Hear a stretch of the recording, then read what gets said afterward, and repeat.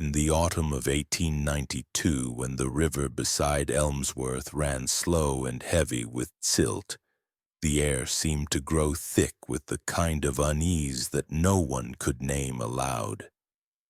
It began with the widow Adelaide Morcant bringing home a boy no one recognized, his small frame bundled in a coat far too large for him, his head bent as if listening to some distant sound that only he could hear.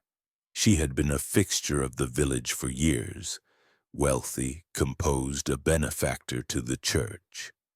Yet now she walked with a guarded purpose, keeping the boy close to her side. No one saw his face that first day. It was said he never looked up, never waved, never even blinked. And those who stood at a distance swore there was nothing where his eyes should be, only smooth hollows hidden in shadow. Adelaide said nothing of his origins, offering no name, and so the village gave him one in whispers: the Hollow Boy. By the end of the first month, strange objects began to appear on the widow's front porch. Each was a painting, a single portrait, unframed, set carefully against the door as if it had been left for someone to find. The first depicted Mrs. Harrow, the butcher's wife, her features rendered in such vivid detail it seemed her breath might still cloud the air. But there was something wrong.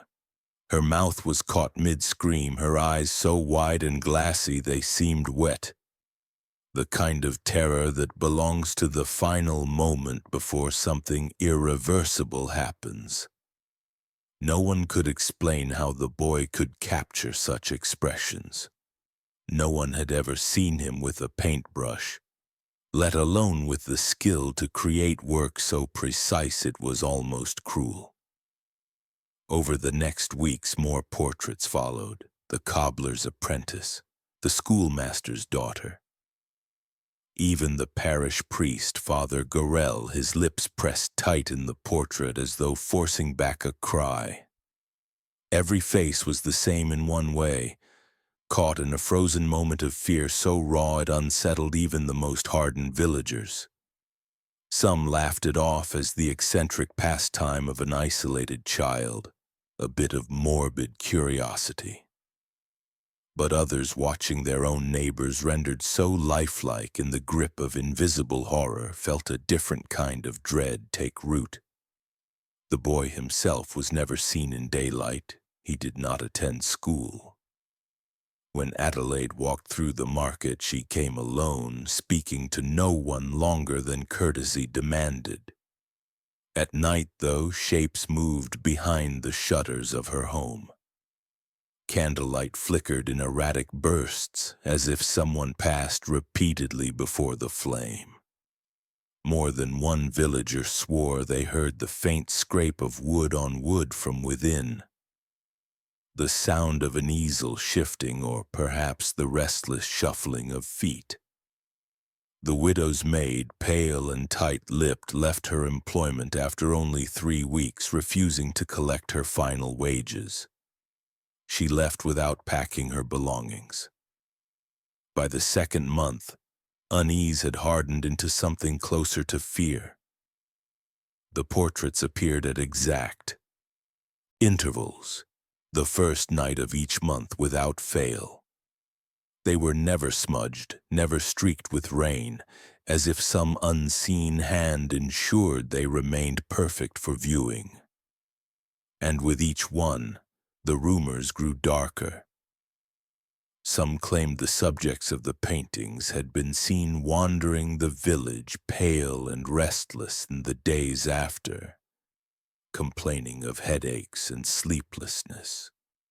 A few swore they had been waking in the night to the sensation of someone standing at the foot of their bed, only for the feeling to vanish when they opened their eyes.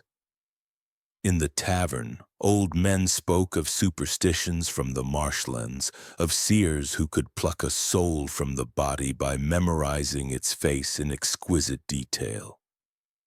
They muttered that the boy's lack of eyes meant he was cursed to see only the moment of death, and that his paintings were not made from life at all, but from what was yet to come. Those who believed this began avoiding the widow's street altogether, crossing themselves when the wind blew from her direction.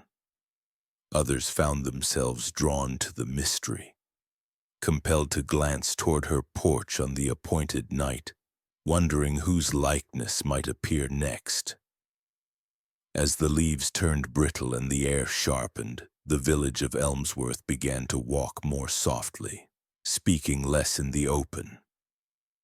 Doors were locked before sundown, curtains were pulled tight, and yet the sense of being watched grew stronger, as if the boy could reach into the heart of the village without ever leaving the dim confines of the widow's manor.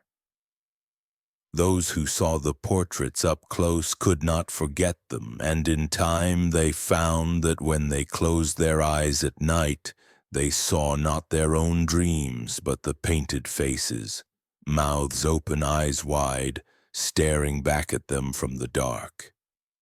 The village did not yet know that fear, once invited, is not easily sent away. The widow Adelaide Morcant kept her home like a shrine, not to God as the villagers assumed, but to something far older and less forgiving. From the street, Morcant Manor looked like any respectable estate, its hedges clipped, its windows polished, its stone steps swept free of autumn leaves. But once the door shut behind her, the air changed. The hallways smelled faintly of iron and varnish, and the silence inside had a weight that made each footstep feel like an intrusion. No servant stayed long enough to memorize the layout, and those who did left without explanation, their eyes hollow, their hands trembling as they refused to speak of the upper floors. Lucian's world existed in a single locked room at the heart of the manor. It was windowless, lined with shelves that sagged under the weight of glass jars. Inside each jar floated an eye, animal eyes mostly, though a few looked far too human in size and color. The preservation fluid gave them a cloudy shimmer, and Adelaide often moved among them with the quiet reverence of someone tending to a sacred collection.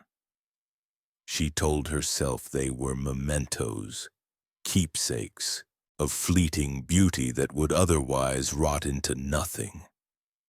To Lucien, they were something more. He would sit cross-legged on the floor for hours, turning a jar slowly in his hands, his face tilted as though listening to something it whispered. Adelaide fed the boy by candlelight, sliding a tray into the room and closing the door behind her. She never ate with him.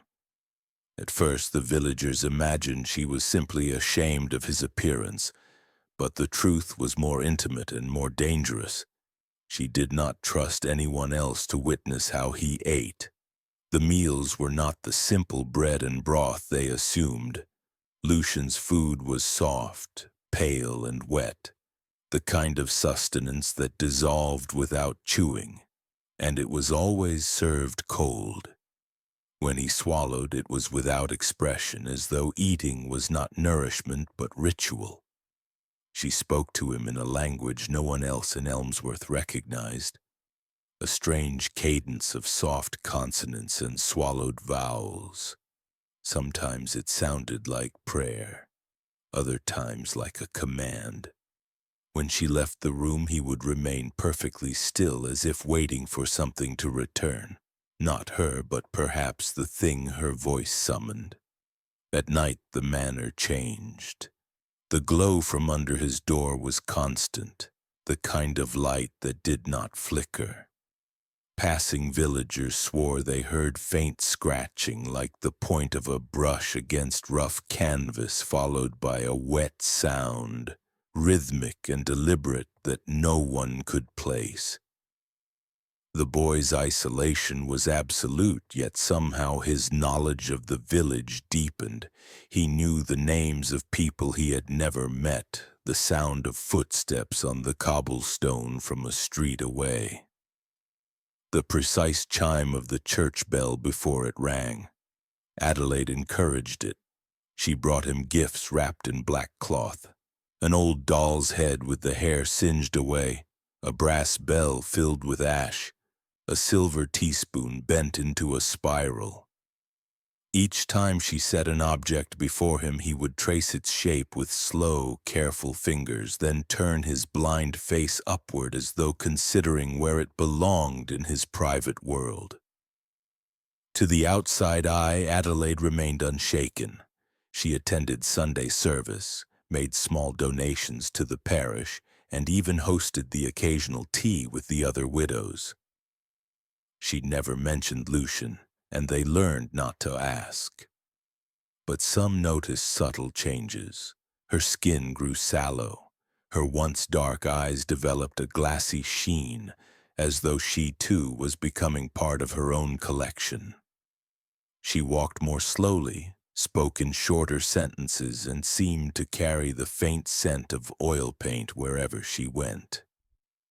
Behind the locked door, Lucian's paintings began to multiply. Adelaide kept them stacked in a cedar chest, each canvas wrapped in linen. The faces were always different, but the eyes were impossibly real, glistening in a way paint should not glisten.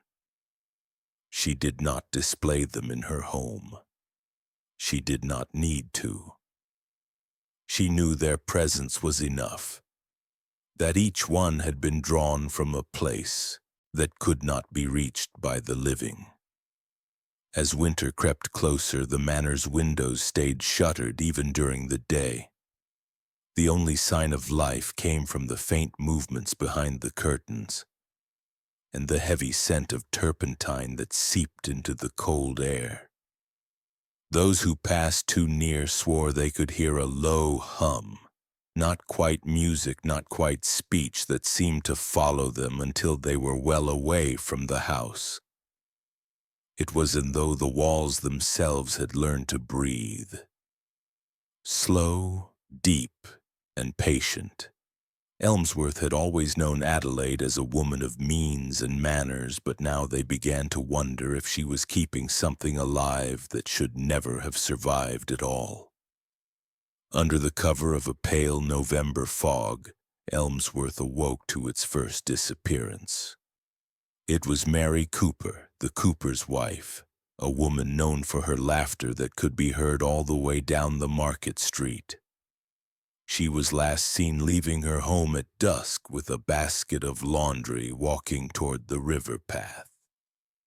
The next morning her washing lay scattered in the frost, each garment folded neatly into triangles as if someone had taken the time to arrange them before walking away. There were no footprints beyond her own. The river had not risen, there was no sign of a struggle, and yet she was gone as though the night itself had swallowed her whole. 2 days later, Adelaide's porch held a new painting. It leaned against the door, the canvas still smelling faintly of turpentine, though no one had seen it placed there. It was unmistakably Mary, her rosy cheeks, her sun-browned hands, but her expression was like nothing anyone in Elmsworth had ever seen. Her head was tilted back slightly, her lips frozen mid-breath, her eyes wide and glassy as though reflecting something monstrous just beyond the frame. The likeness was so precise that even the lines of fatigue beneath her eyes were rendered in perfect detail, each one a thin, dark valley in the painted skin. The village stood in uneasy silence before it until Father Gorell arrived and ordered it taken away. Mary's husband pleaded with the constable to investigate Adelaide, certain that no one could paint such a face without having seen the moment it was made. But Adelaide's home was untouchable. She was a patron of the parish, her donations visible in the very pews they sat on. The constable questioned her politely, and she in turn denied knowing anything about the painting or Mary's whereabouts. She claimed the portrait must be the work of a prankster with a cruel sense of humor. And though her tone was calm, there was a faint upturn at the corner of her mouth that made the constable uneasy. Weeks passed with no trace of Mary until a pair of boys poaching for eels near the marsh stumbled upon something half buried in the mud. It was Mary's body, bloated and pale, her clothing stiff from the cold. Her face was turned upward, mouth open as though still gasping for air. But what froze the boys in place were her eyes, or rather the lack of them. In each socket sat a smooth, hardened sphere, the color and pattern of her irises painted with meticulous care. When the constable pried one loose, the surface revealed tiny cracks, as if made from a kind of resin. No one in the village had ever seen such work before, and no craftsman admitted to making it. Rumors spread like fire in dry grass. Some whispered that the boy Lucian could see without eyes, that he painted what he saw in the instant before a soul left the body.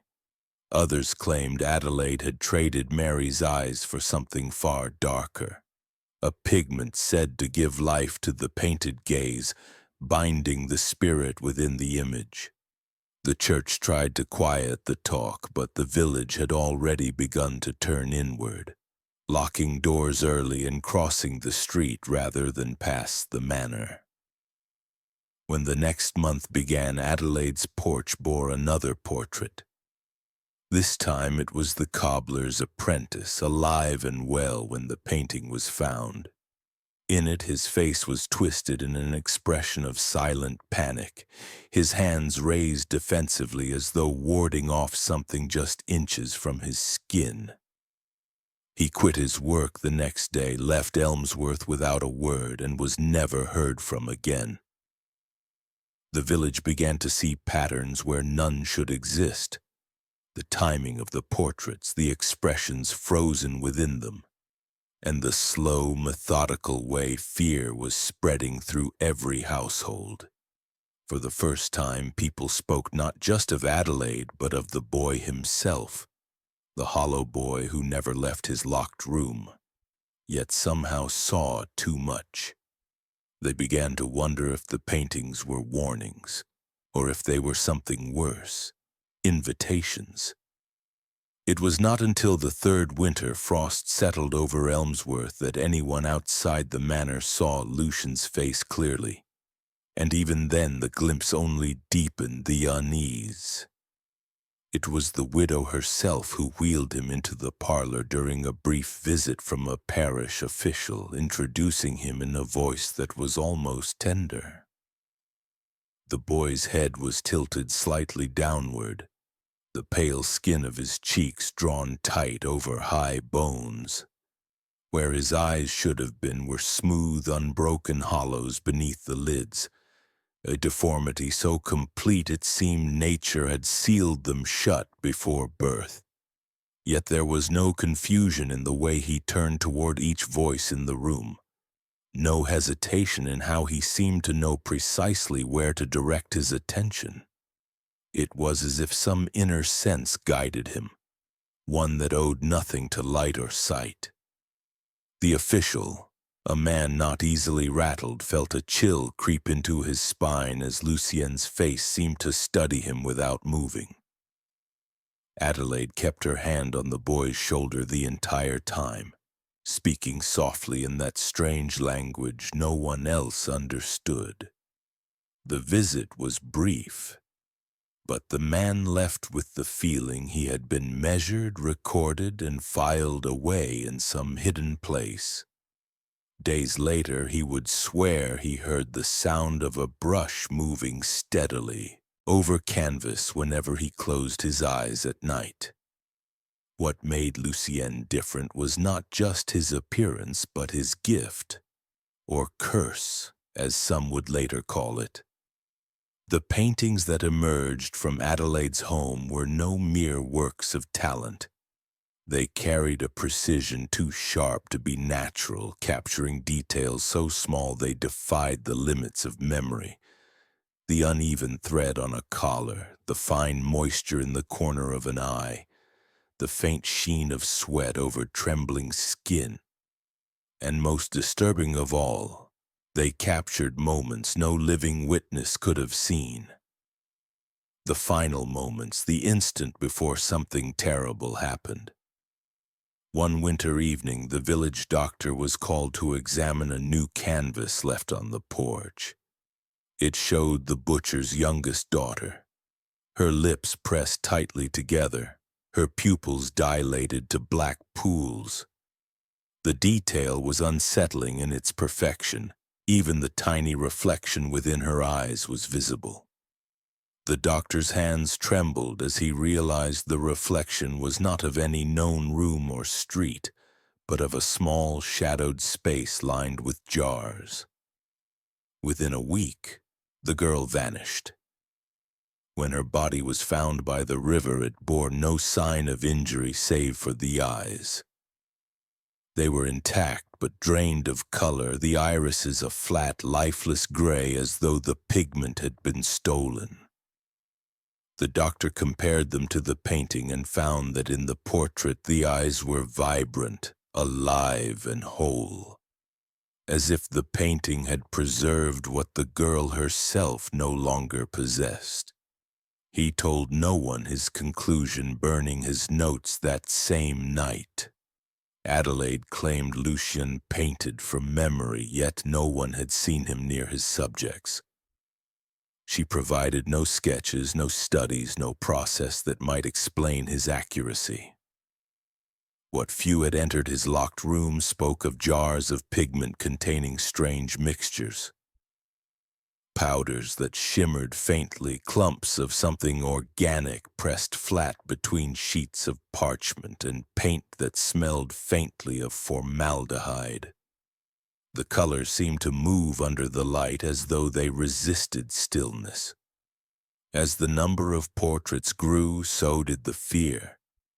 People began to realize that once Lucien painted you, it was only a matter of time. Days, weeks, sometimes months. But always the same end. The expression in the painting matched the one found in death, down to the last wrinkle of skin or strand of hair. And yet Lucien never smiled, never showed satisfaction or malice. He simply painted, his thin fingers moving with steady precision, as though fulfilling a task set for him long before he was born.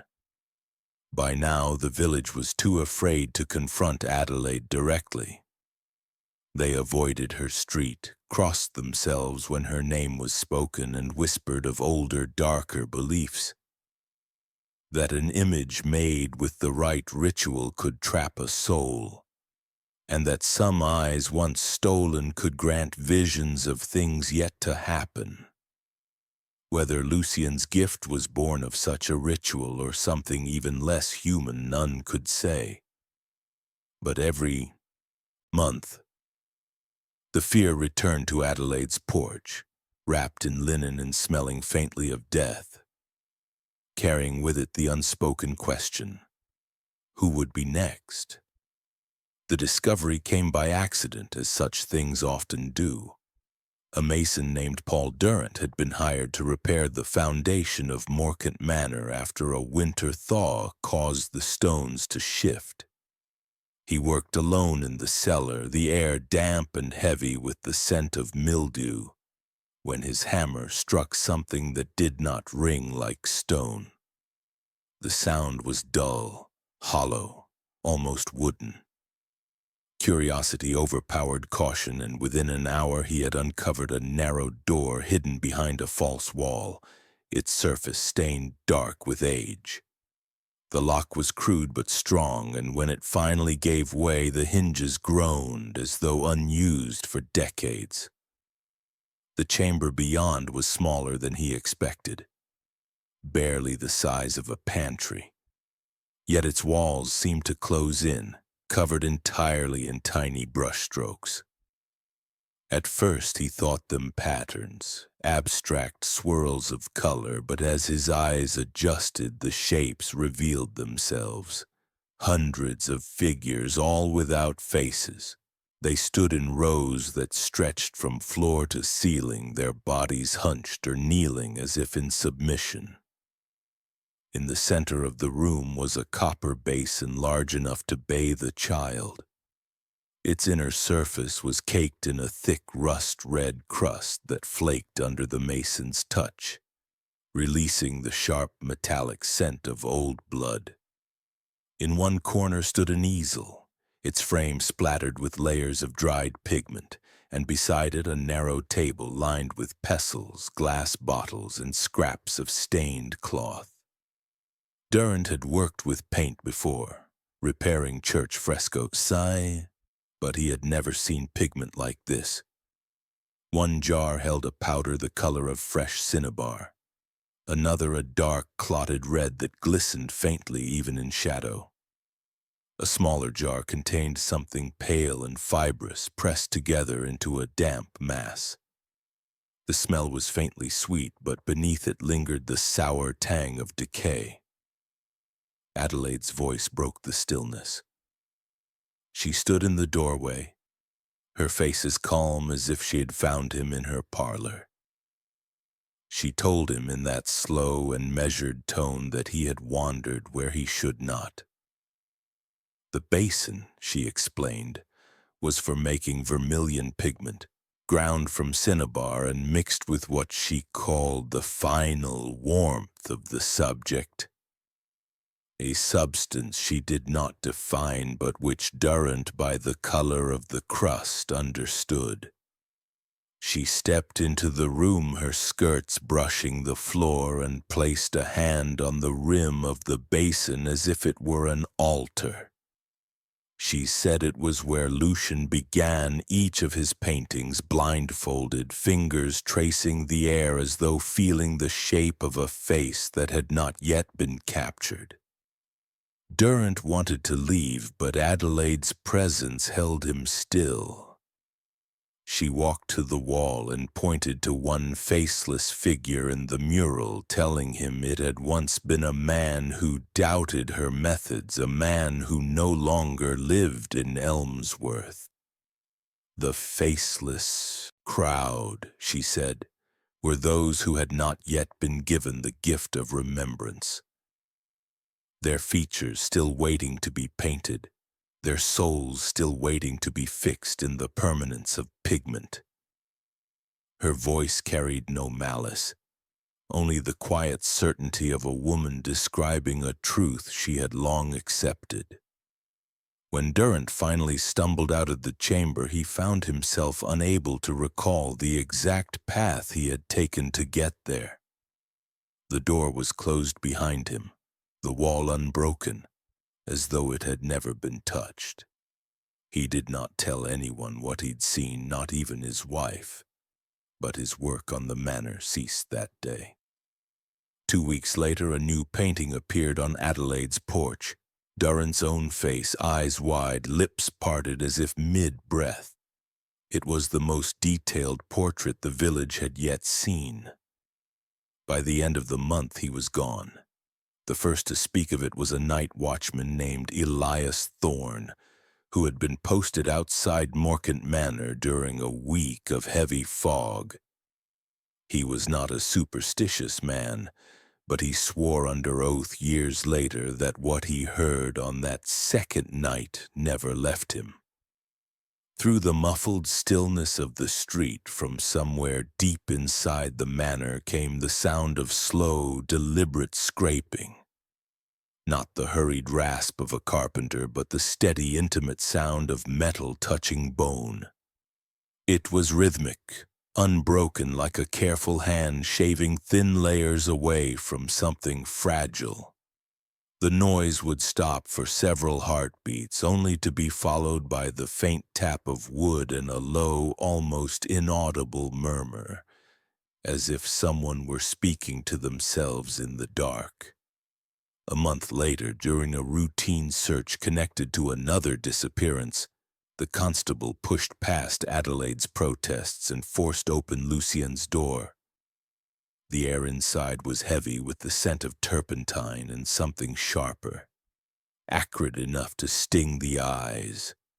Against the far wall stood a tall, narrow frame mounted with clamps holding the clean white arc of a human skull.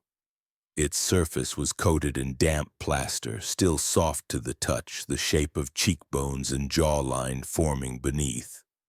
The plaster was not poured in one smooth layer. It had been shaped in faint, deliberate indentations, each no larger than a fingertip. Next to the frame sat a small table covered in narrow tools. Curved knives, bone scrapers, brushes with bristles worn almost to the root. There was also a shallow dish filled with a thick paste, pale and speckled with what looked like ground shell. The constable lifted one of the tools and found its handle worn smooth from constant use, the faintest trace of dried pigment clinging to the edge. It was clear the skull was not there to be buried or studied. It was a mold, a guide for Lucien's fingers to follow before paint ever touched canvas. When questioned, Adelaide dismissed it as an anatomical study, a harmless pursuit for understanding form and structure. But the constable could not reconcile her explanation with the strange orderliness of the space. Each skull, for there were more than one, had been scraped bare of any identifying marks, the bone polished until it gleamed under the candlelight. The plaster impressions captured the faintest ridges of skin and muscle that had once covered them, as though Lucien could feel the memory of flesh through the plaster itself. What disturbed the constable most was the small wooden box sitting beneath the table. Inside were dozens of thin, curled fragments, brittle and pale. Shards that looked too fine to be bone, yet too irregular to be anything else. Mixed among them were strands of hair, some bound together with twine, others left loose, tangled like cobwebs. Adelaide noticed his gaze and closed the box with a soft but decisive click. She told him it was not his to understand. The official report made no mention of the skulls, the plaster, or the box. In the weeks that followed, whispers spread that Lucien could not begin a portrait without remembering the face through touch. His fingers mapping the contours, memorizing the slope of a brow, the shape of lips parted in their last moment. It was said he could recall the texture of living skin through the dead bone, as though the act of touch itself pulled something back from wherever it had gone. Those who spoke too freely of these things often fell silent when a new portrait appeared, their own likeness staring back at them from Adelaide's porch. The expression unmistakably their own. By the time the next body was found, with both eyes replaced by milky spheres painted in shades too vivid to belong to any artist's palette, the constable had already left Elmsworth for good. He never returned, but he carried with him the sound of that slow scraping, the sound of a face being remembered long after it should have been forgotten. It was a cold, windless night when Adelaide's porch displayed a portrait that unsettled the village more than any before it. The face was of a woman in her late 20s, her hair pinned neatly, her dress a style not seen in Elmsworth for years. Her eyes, a startling pale blue, were wide, not with terror but with a kind of weary dread, as though she had already accepted the thing that stood before her. No one recognized her. The usual gossip died quickly this time.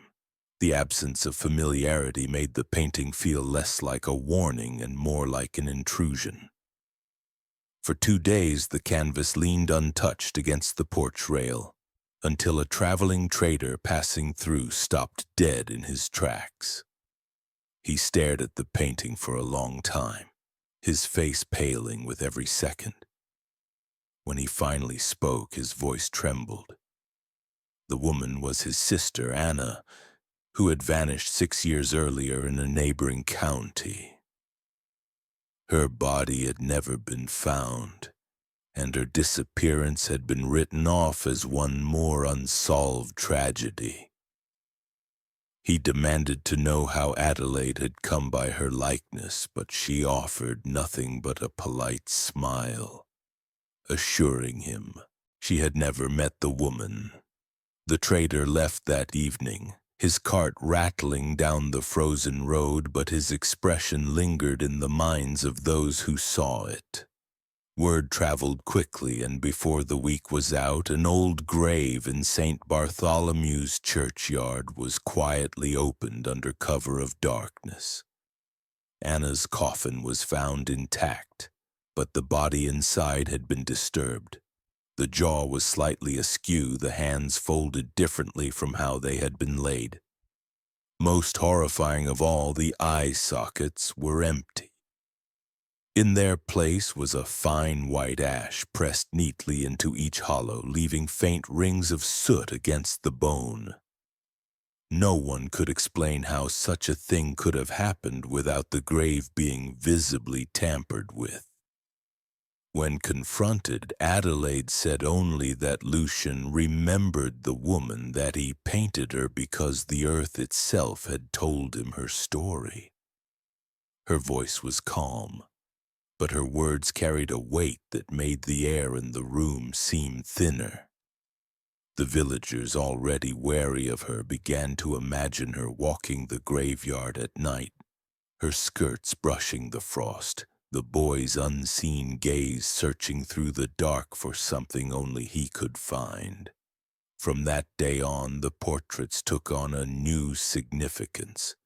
They were no longer limited to faces of the living. Now they reached into the past, into graves that had long been sealed. It was said that Lucian could find the dead as easily as the living, pulling them forward into the present with brush and pigment. The effect was more than art, it was a theft. For those who saw these posthumous faces rendered so vividly, the dead no longer seemed at peace. Some villagers began to keep watch over their family plots, sleeping in the churchyard to guard against unseen hands. Yet even then the portraits kept appearing, sometimes of strangers, sometimes of those they swore were still safe in the ground. It became clear that whatever Lucian's reach was, it extended far beyond Elmsworth's borders, far beyond the limits of any human sight. And yet there was something deliberate in the selection. Not every dead soul was painted. Only certain ones, their eyes taken or replaced, their likeness sealed forever in the layers of pigment. It was as if Lucian were assembling something unseen, one face at a time, building toward a whole that only he and Adelaide could envision. The village began to wonder if the danger lay not in the portraits themselves, but in what would happen once the collection was complete. They arrived in the spring of 1894, 3 men from London wearing the stiffness of academic pride in their posture. Their letters of introduction described them as neurologists, students of the mind's hidden capacities, eager to observe what they believed to be an extraordinary case of compensatory sensory adaptation. To the villagers, they were simply strangers bold enough to step over Adelaide Morcant's threshold without crossing themselves first. Adelaide received them with a composure that bordered on hospitality, though there was no warmth in it. Lucian was brought into the drawing room, his thin frame swallowed by a high-backed chair. He sat motionless as the men examined him, their questions directed at Adelaide, who answered with a careful mix of truth and misdirection. She allowed them to measure the shape of his skull, the span of his hands, the rhythm of his pulse. They noted the smooth hollows beneath his eyelids, but what unsettled them was the way Lucian seemed to turn toward each speaker as though already knowing the shape of their faces. The experiments began that afternoon. They seated Lucian before a blank canvas, attaching crude brass electrodes to his scalp. The wires trailed to a wooden box no larger than a trunk, its dials twitching with each faint pulse of current they sent into his head. At first there was nothing but the twitch of a finger, the tightening of a jaw. Then, without warning, his hands moved, slow at first, then with an urgency that made the room fall silent. His brush darted over the canvas, strokes sharp and deliberate, as though the image had been waiting inside him all along. When he finished, the neurologists found themselves staring into the face of a woman none of them recognized. Until one of the men, pale and shaking, whispered that it was his mother. She had died when he was a boy, and he owned no photographs of her. Yet here she was, rendered in exquisite detail, the lines around her mouth, the curve of her neck, the soft light in her eyes. Her expression was calm, but there was something in the set of her gaze that made him step back, as though she were looking directly into him rather than out from the canvas. They ran more trials over the next 2 days, testing him with names, objects, and scraps of fabric from strangers. Each time, Lucian's brush produced faces, some alive, some long dead, all of them unmistakable to those who had known them. The men recorded everything, filling notebooks with sketches and observations. Yet there was a growing reluctance in their eyes, a hesitation before each new test, as if they feared what they might summon from him next. On the third night, one of the neurologists awoke in his guest room to find a small square of canvas leaning against the door. It was a miniature portrait of himself, painted with such precision that even the faint scar above his brow was captured. But in the painting his eyes were not his own. They were black voids, wide and glistening, swallowing the light. He locked the door, but sleep did not return. By the week's end, their notes were packed away, their equipment dismantled. They left without fanfare, without so much as a handshake for Adelaide. None of their findings were ever published. Years later, one of the three was overheard saying that some things in the world were not meant to be studied, and that the boy in Elmsworth did not paint what he saw. He painted what was waiting for him. The village assumed the matter was closed, but the truth was far stranger. Within months, 2 of those men would vanish entirely, leaving behind only rumors and the faintest trace of their likeness in paint. It began with the youngest of the 3 doctors, Charles Barrow, who had been the most reluctant to leave Elmsworth. In the weeks after returning to London, his colleagues noticed him grow pale and distracted, glancing often over his shoulder as though listening for footsteps in an empty room. He stopped attending lectures, stopped responding to letters. On the 21st night after their visit to Morcant Manor, His landlady heard the sound of something sliding across the floor in his room. Not the shuffle of shoes, but the smooth drag of canvas against wood.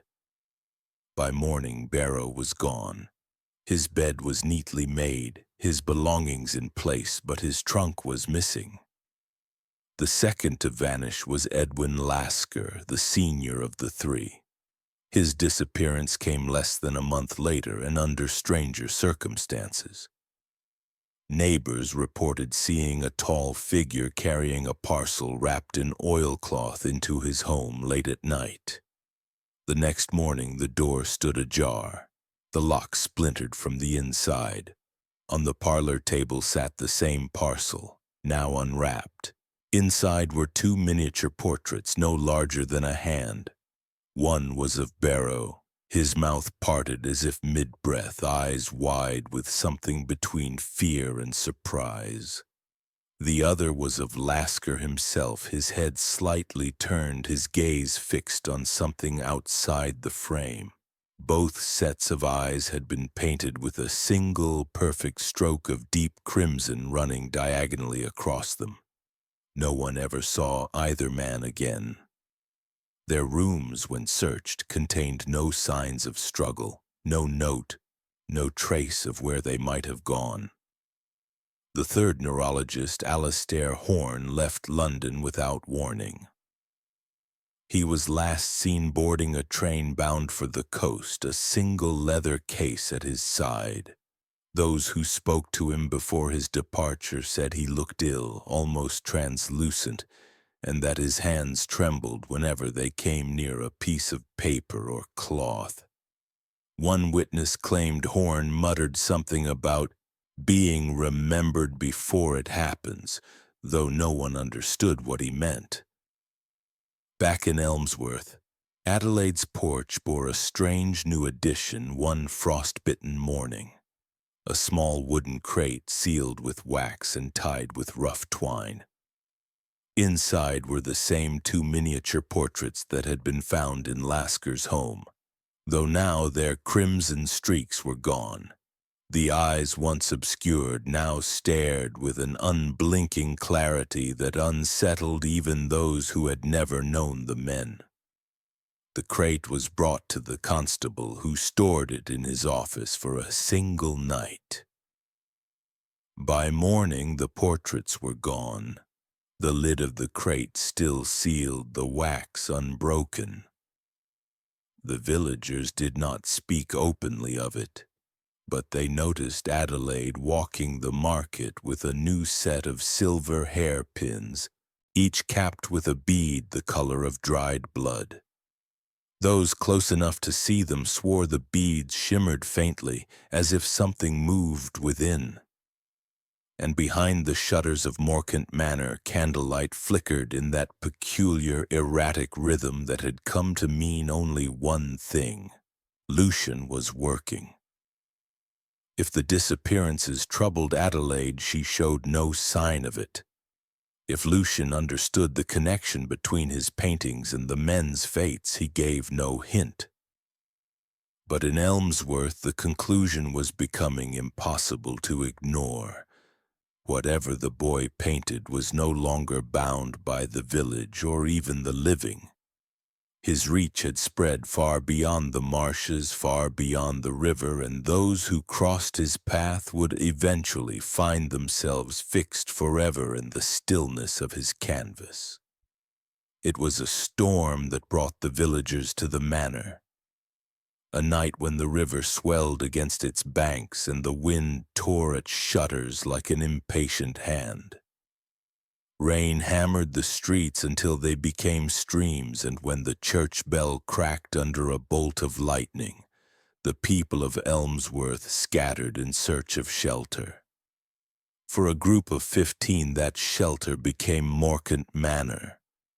They had never dared enter its threshold before, but with the cold seeping into their bones and the wind threatening to tear the roofs from their homes, Adelaide's heavy front door seemed almost a mercy.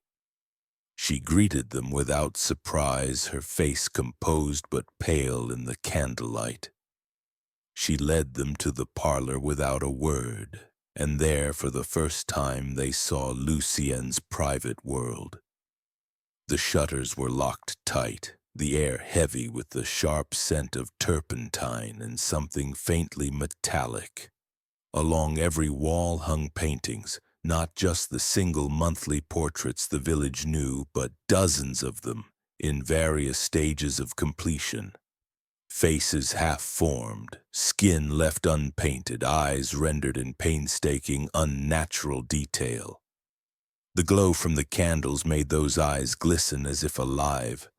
At first the storm drowned out their unease, but then one of the villagers recognized a face. It was her brother, still alive and working in the mill.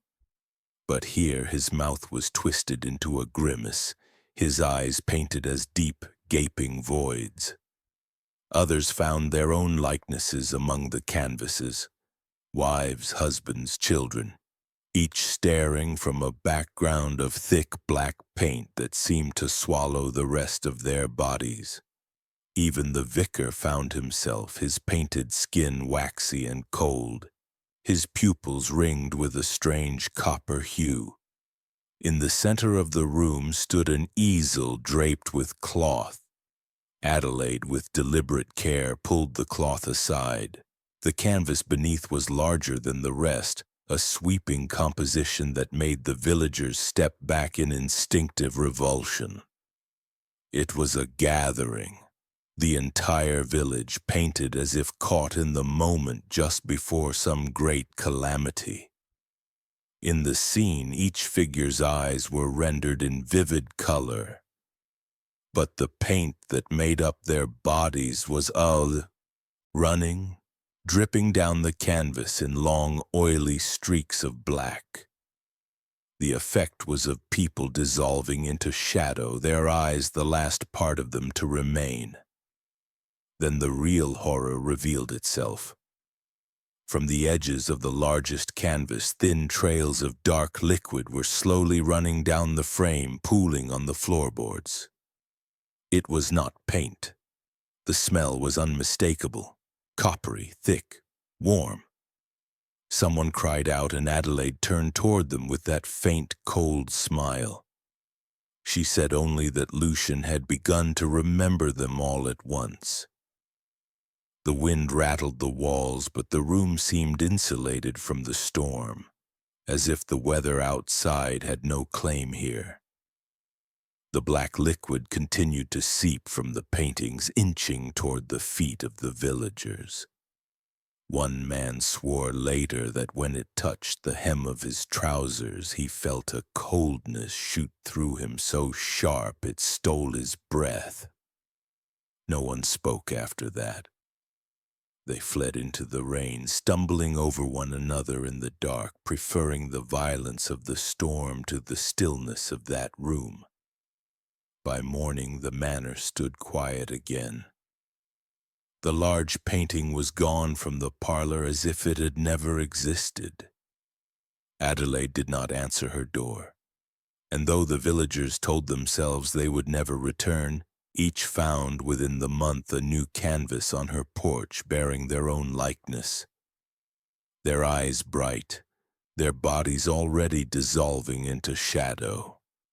They came for Adelaide at dawn, 3 constables in heavy wool coats, their boots crunching over frost as the village stood at a careful distance. She did not resist. She stepped into the cold with her hair pinned and her gloves on, as though attending a formal errand, not an arrest. Lucien was taken too, bundled in a blanket, his small hands folded in his lap as they carried him to the waiting cart. The manor's doors were left swinging open, and for the first time in years, sunlight touched the dust inside. The trial was held in the county hall, its stone walls echoing with the hushed murmurs of a public both curious and terrified. Adelaide was charged with ritual killings, grave robbing, and the unlawful keeping of human remains. Witnesses spoke of the paintings, of the missing eyes, of the hidden chamber with its copper basin and faceless murals. The constable who had once searched Lucian's room described the plaster-coated skulls, his voice low as if afraid the memory might hear him. But Lucian himself remained silent, his head slightly tilted as though listening to something far away. Adelaide's defense was unlike anything the court had heard. She admitted to nothing unlawful, claiming instead that the boy was a vessel through which memory becomes permanent. She said he could see the moment a soul began to leave, that he preserved it so the world would not forget. She spoke of the eyes not as trophies but as anchors, holding the last light of a person in place long enough for it to be painted. Her words were calm, measured, and delivered without the slightest hint of madness. It was this composure that unsettled the jury more than any accusation. As the days passed, the trial began to unravel under the weight of its own strangeness. No bodies could be linked directly to Adelaide beyond those already buried. No proof existed that the pigments were made from what the whispers claimed. And yet, each evening a small square of canvas appeared somewhere in the courthouse. In the clerk's drawer, beneath the magistrate's bench, even once inside the jury's locked chamber. Each bore the likeness of someone present at the trial, their expression caught in that same moment of frozen dread. On the 7th day, before closing arguments could be heard, a guard found Adelaide in her cell. She was sitting upright on the narrow cot, her hands folded neatly in her lap, her head tilted slightly as though listening for Lucien's voice. Her eyes were gone. In their place were two perfect globs of thick black paint, still wet, their surface catching the candlelight. There was no sign of forced entry, no trace of anyone else in the cell. The trial ended without a verdict. The judge ordered Lucian committed to a state children's asylum under a false name, his identity buried in sealed records. The manor was locked and left to rot, its shutters nailed shut. The villagers returned to their lives, but they walked with the feeling that nothing had been resolved, that the heart of what had lived in Morcant Manor had simply been moved somewhere else. Waiting. They sent Lucien to the Renford Children's Asylum on a rain-slick road in late autumn. His small figure swallowed by a wool coat, his head bowed beneath the brim of a cap that hid the smooth hollows where eyes should have been. Officially, he was no longer Lucien Morcant. The records listed him under a false name, his past sealed in the courthouse vault. The staff were told he was blind and of delicate constitution, nothing more. Most accepted this without question, but within weeks whispers began to move through the long, damp corridors. The asylum was a place of order and repetition.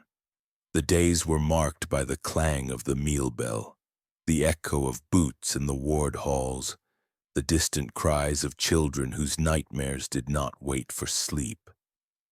But Lucian unsettled the rhythm. He rarely spoke, rarely ate in the common hall, and yet he seemed to know the movements of everyone around him. Which nurse had a limp, which boy dragged his left foot, which orderly lingered at certain doors longer than his rounds required.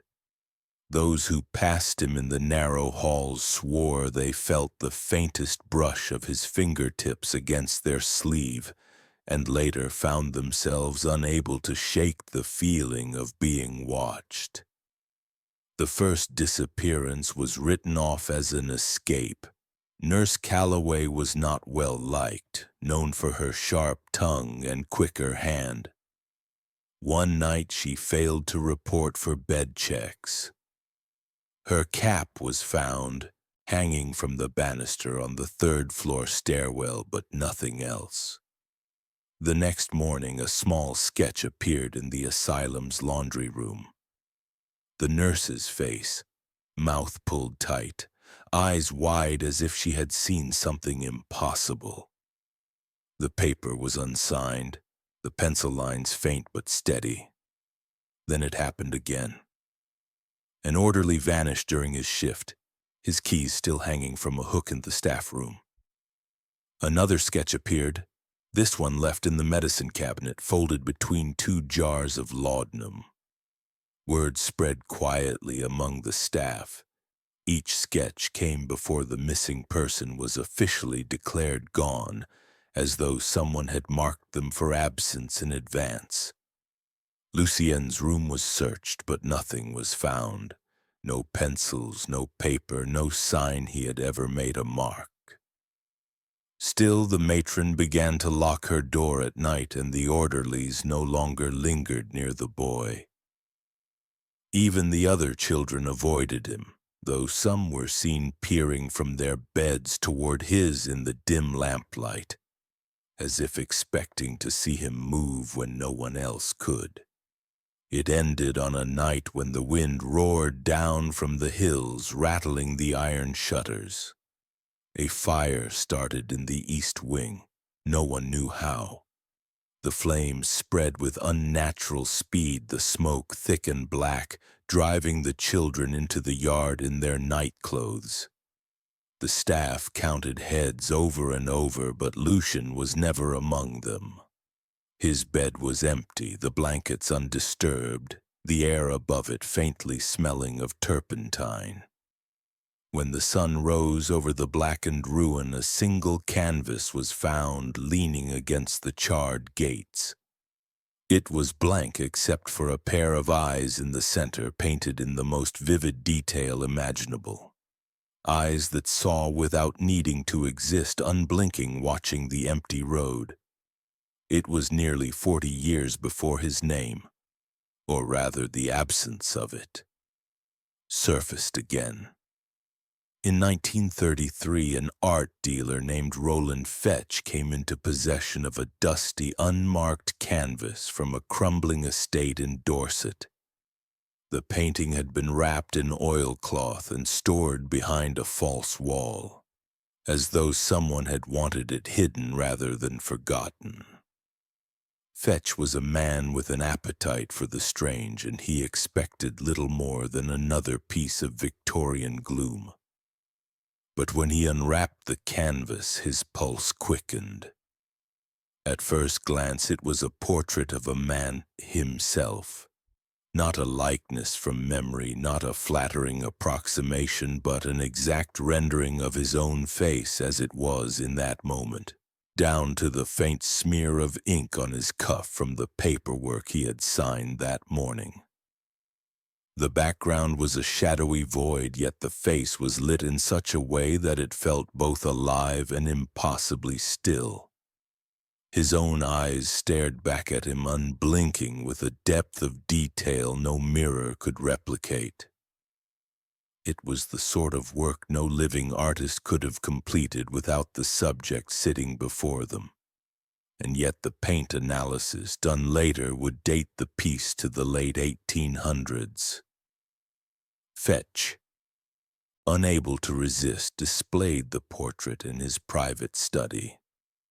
But in the days that followed, he began to feel something shift in the room when he entered. The air seemed heavier, the corners darker. He noticed the eyes in the painting did not quite match his own anymore. The irises a fraction lighter, the pupils wider, as though the man in the frame were watching something over Fetch's shoulder. On the fifth night, he woke to the sound of soft, deliberate scraping in the dark. The painting hung across from his bed, and though the house was silent, the faint smell of turpentine lingered in the air. Disturbed, he sent the painting to a colleague for examination. The man returned it within a week, refusing payment, his note short and without explanation. The only thing Fetch noticed was a new detail in the background, a shape he swore had not been there before. It was faint, almost hidden in the brushwork, but unmistakable once seen.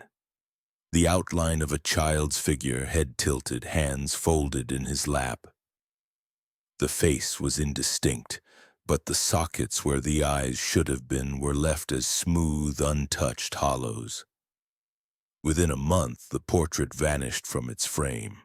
There was no break-in, no sign of theft. The oilcloth it had been wrapped in decades earlier lay folded neatly on Fetch's desk. 2 nights later, a cleaning maid quit without notice after finding a small, unsigned sketch tucked into her apron pocket. A sketch of Fetch himself, only in it his eyes were painted over in black. The painting's trail ended there, though in certain circles of collectors, whispers persisted. They spoke of similar works surfacing in private sales, always without signature, always with eyes rendered so vividly they seemed to follow the room. The owners rarely kept them long. Some gave them away, others destroyed them, and a few simply disappeared. Their homes later found abandoned, the paintings gone. By then, the old records of the Elmsworth case had been sealed for decades, but for those who had studied them, the connection was clear. The boy with no eyes had never been buried, never been lost to time. He had simply moved on to new canvases, new faces, painting not from memory but from what was yet to come. The Elmsworth case, as it came to be called, had long since faded from official record by the time the last of its witnesses was gone, but its shadow lingered in ways that could not be erased by law or by memory. In 1951, a parliamentary review of unregulated human remains cited an incident of extreme cultural and moral disruption in a rural community as the catalyst for stricter legislation. No names were printed, but the language was deliberate. The possession, trade, or display of any part of the human body, including eyes, was now criminal without explicit license. It was a law born from whispers, its roots tangled in the cold soil of Elmsworth. In the years that followed, museum curators and private collectors would quietly exchange stories of certain paintings that no one kept for long. They spoke of canvases found in locked rooms wrapped in cloth as if to keep them from breathing. They spoke of eyes that were not merely painted but preserved in some way no science could account for. Eyes that seemed to catch the light when no light was there, that seemed to see something beyond the room they were in. These were passed along in hushed trades, often without provenance, the seller eager to be rid of them and the buyer certain they could endure what others could not. Few kept them longer than a season. Theories surfaced and died with each generation. Some claimed Lucienne had never been human at all, but an orphaned remnant of something older, something that used the human form as a means to travel undetected. Others believed he had been made, a creation of Adelaide's rituals, fed on pigment and silence until he could walk without ever having to open his eyes. A smaller, quieter group believed the paintings themselves were the true body, that Lucian was only a vessel to create them, and that somewhere in the black paint that ran like blood, all those faces still lived in a state between life and whatever waited after.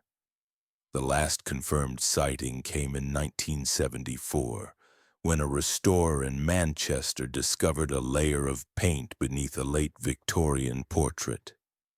The underpainting was not of the original subject at all, but of a boy with his head tilted and his eye sockets smooth and empty. Within a week, the restorer was dead of sudden cardiac arrest, his tools laid neatly beside the easel. The portrait vanished before the estate could inventory his belongings. What is certain is that no burial ground, no registry, no archive contains the name Lucien Morcan. The boy with no eyes never died on paper. If the trail ended, it ended in a place without dates or witnesses, in a silence too complete to belong to the living. And yet, from time to time, a painting will surface that carries the unmistakable precision of his hand. The same frozen dread, the same eyes that do not blink. Those who know the history will not look at them for long. Those who do not know will look too long, and then it is too late. Evil does not always arrive with a face twisted in malice. Sometimes it wears calmness like a mask. Sometimes it passes through generations in the things we think we own, an object, an heirloom, a painting. Sometimes it sits in silence, recording, waiting for the moment to fix us in place forever. So the question is this: if a canvas appeared at your door and the face upon it was your own, would you dare to turn it away? Or would you let it in, telling yourself that it was only paint, and not the last thing you would ever be? Could this happen again, or has it already begun?